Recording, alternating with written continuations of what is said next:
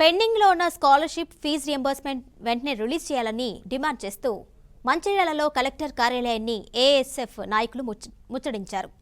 ప్రతి మండలానికి రెగ్యులర్ ఎంఈఓలను నియమించాలని కోరారు. ప్రభుత్వ జూనియర్ కళాశాలలో మధ్యాహ్న భోజన పథకాన్ని అమలు చేయాలని డిమాండ్ చేశారు. గ్రామీణ ప్రాంతాల్లో ప్రభుత్వ ఉన్నత విద్యాసంస్థలు ఏర్పాటు చేయని ప్రాంతాల్లో ప్రైవేట్ ఉన్నత విద్యాసంస్థలు స్కాలర్షిప్ ఫీజు నెంబర్స్ ఆధారపడి విద్యాసంస్థలు నడిపిస్తున్నారని ఆరోపించారు.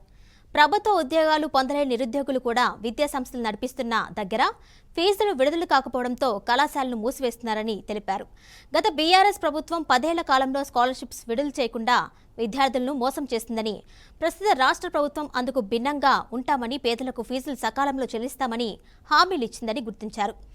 కానీ అందుకు భిన్నంగా పరిస్థితులు ఉన్నాయన్నారు. నూతనంగా ఏర్పడిన కాంగ్రెస్ ప్రభుత్వం కూడా 8 నెలలు గడుస్తున్నా కూడా ఇప్పటివరకు కూడా రాష్ట్రంలో విద్యారంగ సమస్యలపైన కనీసం సమీక్ష చేయలేదు. దాంతో పాటు రాష్ట్రంలో దాదాపుగా 8,000 కోట్ల రూపాయల స్కాలర్షిప్ రీయింబర్స్మెంట్ రావాల్సి ఉంది.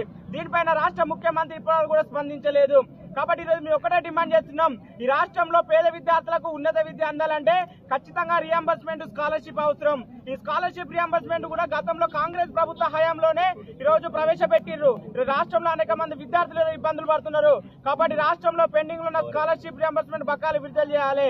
దాంతో పాటు రాష్ట్ర వ్యాప్తంగా ఈ రోజు అనేక విద్యారంగ సమస్యలు ఉన్నాయి. కనీసం ప్రభుత్వ పాఠశాల మౌలిక వసతులు లేవు. ప్రభుత్వ పాఠశాలను పర్యవేక్షించాలంటే కనీసం రెగ్యులర్ ఎంఈఓ పోస్టులు కూడా లేని పరిస్థితి ఉన్నది. కాబట్టి రెగ్యులర్ ఎంఈఓ పోస్టులను భర్తీ చేయాలి. దాంతో పాటు పెరిగిన ధరలకు అనుగుణంగా హాస్టల్లో చదువుతున్న విద్యార్థులకు 3,500 రూపాయల మెస్ ఛార్జీలు ఇవ్వాలి. కానీ ఈరోజు విద్యార్థులకు 1,500 రూపాయలు వస్తున్నాయి. కాబట్టి పెరిగిన ధరలకు అనుగుణంగా మెస్ ఛార్జీలు ఇవ్వాలనేది ఈ రోజు ఎస్ఎఫ్ఐ డిమాండ్ చేస్తున్నాం. రానున్న రోజుల్లో ఈ రాష్ట్ర ప్రభుత్వం స్పందించకుంటే ఈ రాష్ట్ర ప్రభుత్వానికి గత రాష్ట్ర ప్రభుత్వానికి పడిన గుణపాఠమే ఖచ్చితంగా విద్యార్థులకు అందరూ కూడా తెలియజేస్తారు. కాబట్టి తక్షణమే స్కాలర్షిప్ రీయింబర్స్మెంట్ విడుదల చేయాలని ఈ రోజు ఎస్ఎఫ్ఐ